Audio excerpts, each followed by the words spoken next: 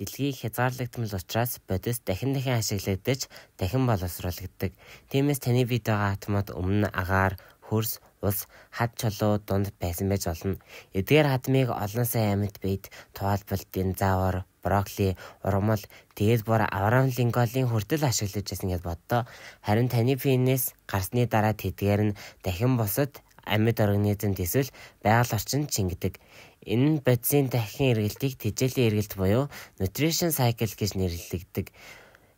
Янз бүрийн элементүүдэд зориулсан хэд хэдэн өөр эргэлтүүд байдаг. Өнөөдөр бид азотын мөчлөг буюу азот элемент экосистемүүд дотор хэрхэн эргэлтийг талаарх үйл явцыг авч үзэх болно. Азотын мөчлөг нь дэлхийн бүх амьд биетэд маш чухал ач холбогдолтой. Учир нь азот нь амьдралын үндсэн молекулууд болох ДНХ, РНХ, уурга зэргийг бүтээхэд зайлшгүй шаардлагатай байдаг.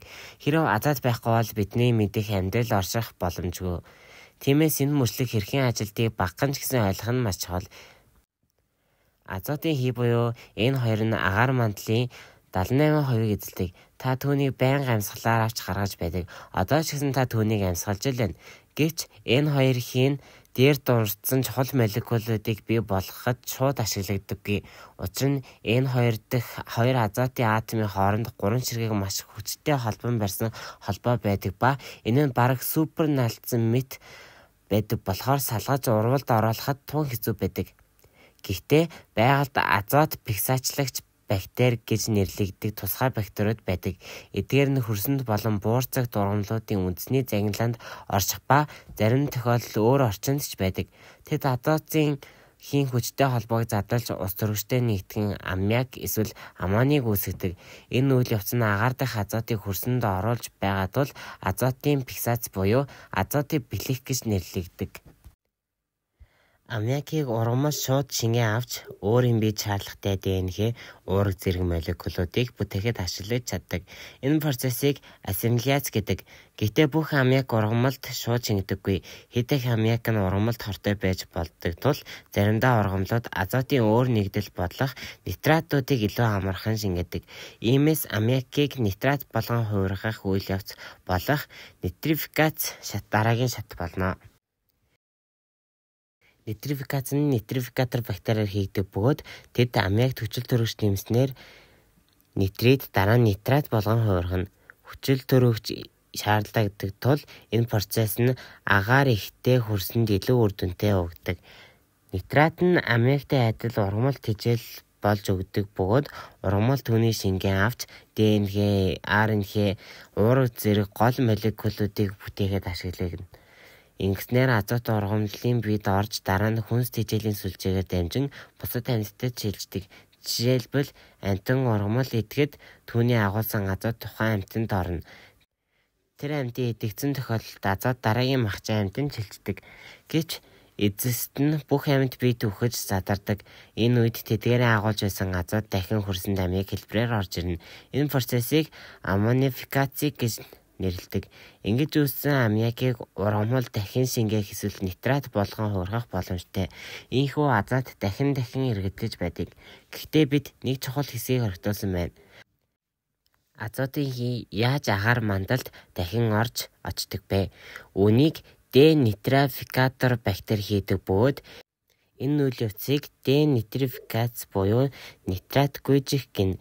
Энэ үед бактериуд нитратыг задлж азотыг хий болгон хувиргадаг. Денитрификац нь хүчил төрөгч багтай жишээ нь усанд автсан хөрсөнд сайн явагддаг ба хөрсний үржил шимийг бууруулах талтай. Энэ нь яагаад ургамлыг хэд туслах нь муу болохыг нэг шалтгаан юм.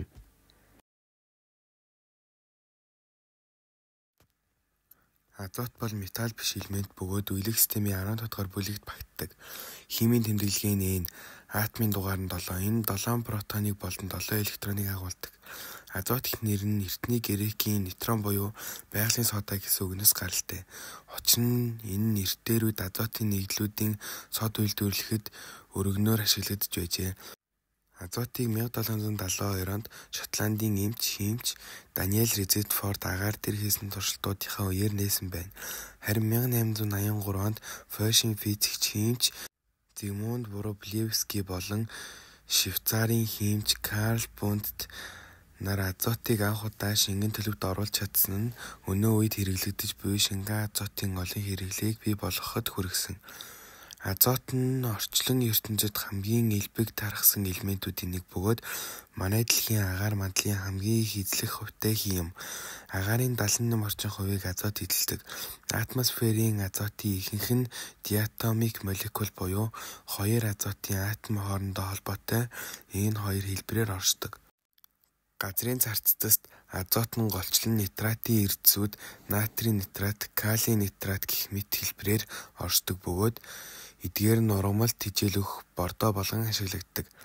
Та мэдхүү азотын хийн үнэргүй, өнгөхгүй амтгүй тул тусгай төхөөрөмжгүйгээр бидний мэдрэхүйгээр илрүүлэх бараг боломжгүй. Энэхүү хийн ердийн температурт маш тогтвортой байдаг. Гэхдээ өндөр температурт даралт зэрэг онцгой нөхцөлд ус төрөгчтэй урвалд орж аммиак NH3 үүсгэнэ. Азот нь бүх амьд биетийн амин чухал элемент бөгөөд амин хүчлүүдийн болон нуклеин хүчлүүдийн бүтцэд зайлшгүй оршдог. Азотын хамгийн том хэрэглээ бол аммиак үйлдвэрлэл юм. Аммиакийг ихэвчлэн бордоо хийгээд ашигладаг. Мөн түүнээс цэцрэх бодис, ховонцор, бусад азоттой агуулгдсан нийтлүүдийг гаргаж авна. Шингэн азот нь маш хүйтэн. Түүний буцлах температур нь хасах 196 градус бөгөөд олон салбарт ашиглагддаг. Жишээлбэл анагаах ухаанд, биологийн дээд хадгалах, хүнсний үйлдвэрт хүнс хөлдөөх зэрэг өргөн хэрэглэгддэг. Мөн азотын хийн вакуум савласан хүнсний бүтээгдэхүүний чанарыг хадгалахад чухал нөлөөтэй. Учир нь хүчил төрөгчийг азотоор орлуулснаар бактери, бичил биетүүдийн ургалтыг удаашруулж муудах үйл явцыг багасгадаг. Зарим уралдаанд машины дугуйнд азотын хийн ашигладаг. Энэ нь дугуйны дотор чийг үүсгэхээс сэргээж илүү тогтвортой даралт хадгалахад тусалдаг. Мөн азот нь аюулгын дэр буюу airbag-ны гол бүрэлдэхүүн юм. Хослын үед жижиг дэлбэрэлт явагдаж азотын хийн үүсч дэрийг түргэн дүүргэснээр зорчигчдын цохилтыг зөөлрүүлдэг. Сансрын гаж үйлдвэрт азотыг түлшний савнуудыг цэвэрлэх, шингэн системийг дарагжуулах, мэдрэмтгий төхөөрөмжийг хамгаалах орчин бий болгоход ашигладаг. Азот нь мөн цахим мэд ангийг жишээлбэл хагас дамжуулагчийг үйлдвэрлэх явцад бохирдлоос сэргийлэх зорилгоор цэвэр, идэвхгүй орчин бүрэлдүүлэхэд хэрэглэдэг. Мөн та мэдхүү азотыг зарим үед шар айрыг үйлдвэрлэлд нүүрс төрөгчийн хийний оронд ашигладаг. Азотын бөмбөлгүүд илүү жижиг, ундаанд зөөлөн крем шиг мэдрэмж төрүүлж хөөсөн толгойг илүү удаан хадгалдаг.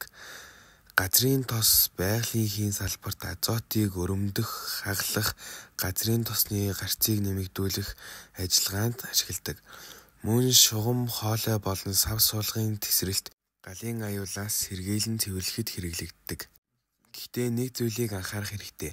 Азот нь асфиксиант өөрөөр хэлбэл хүчил төрөгчийг орлож хүний амьсгалыг богдуулж болдог.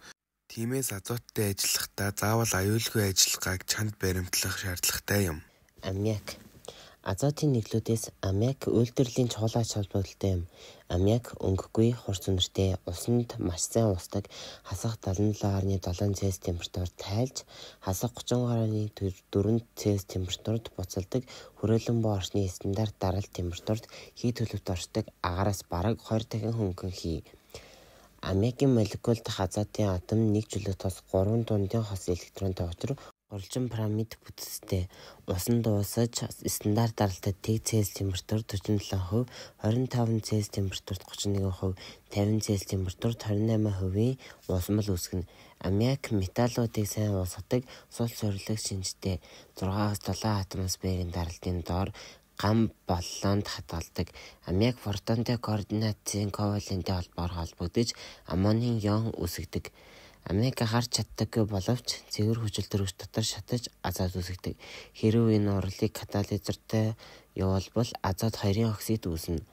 Аммиакийн уусмалын давсны хүчлээр үйлчилж аммоний хлорид гарган авдаг. Аммонийн давсад шүлт болон шүлтийн металлын давстай урвалд орж аммиак үүсгэдэг. Аммиакийг лабораторид аммоний хлоридын хүчилтээр үйлчилж гарган авдаг.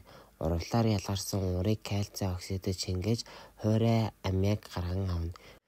Үйлдвэрт азотыг ус төрөгчтэй 450 Цельс температур 300 бар даралтын доор төмөр катализаторын тусламжтайгаар нэмэгдүүлэх замаар аммиакийг гарган авдаг. Аммиакийн үйлдвэрлэлийн гол зорилго нь түүний хөдөө аж ахуйд бордоо болон хэрэглэх явдал юм. Аммиакийн синтезийн төв хийгээд болох азотыг агаараас ус төрөгчийг байлгах хийх кокс усан хийнээс эсвэл усны электролизоор гарган авдаг байна. Аммиакийг азотын хүчил гарган авахд ашиглах бөгөөд азотын хүчлийг азотын бордоо, эм, будаг, пластмасс, цохиомол мяндаас тесрэмтгий бодис хужир зэрэг гарган авахд ашиглана. Өндөр даралтаж хагасан шингэн аммиакийг уусгагч болгон хэрэглэх ба хөргөх төхөөрөмжөнд хөргөгч оруулж болгон хэрэглэнэ. Усан онгоцоор нефтийн бүтээгдэхүүний тээвэрлэгтээ ууршихаас сэргийлж аммиакийн хөргөөрээр хөргөж байдаг. Аммиакийн 5-10% нь усан усамлыг анагаах ухаан нэмэлт ажилбарын үед гар ариутгах, ухаан алдахад амьсгал өдөөх, хордлогын үед бөөлжүүлэх зорилтоор харин авахын сав сулга, мебель, сантехникийн эд анги зэргийг өнгөлөх, хувцас материалын тол байрлах, цэвэрлэгээний бодисын зорилтоор тус хэрэглэдэг байна. Азотын бордоо. Бордоо гарал үслээр нь органик ба органик биш гэж ангилдаг. Малын өтөг бууц, өндөгний хальс, яс, хулсны нунтаг, шувууны сангас зэрэг амьтны ургамлын гаралтай бордоог органик бордоо гэнэ. Зохиомлоор гарган авсан азот, фосфор, калий зэрэг элементийг найрлагадаа агуулсан бордоог органик биш буюу химийн бордоо гэж үздэг. Азот ургамлын навчны өсөлтөд фосфор үндэс, цэцэг, үр жимс боловсруулахад калий хишийн өсөлт ургамлын усны эргэлтэд чухал нөлөөтэй учраас хөрсний шимт хичээлийг нэмэгдүүлдэг. Аммиакийг үхрийн хүчлээр үйлчилж аммионын сульфат, азотын хүчлээр үйлчилж аммионын нитрат, фосфорын хүчлээр үйлчилж аммионын фосфат, нүүрс хүчний хийгээр үйлчилж шүвтрийн бордоо гарган авдаг. Бордоог зохистой хэмжээгээр хэрэглээгүйгээс хөрсөн дэх ашигтай микроорганизмыг өхүүлж хөрсний байгалийн үржил шимийг бууруулан цаашдбал хүнсний бүтээгдэхүүнд шилжснээр хүний эрүүл мэндэд сөргөөр нөлөөлдөг. Иймээс органик болон органик биш бордоог зөв зохистой хослуулан хэрэглэх нь байгалийн экологид чухал ач холбогдолтой.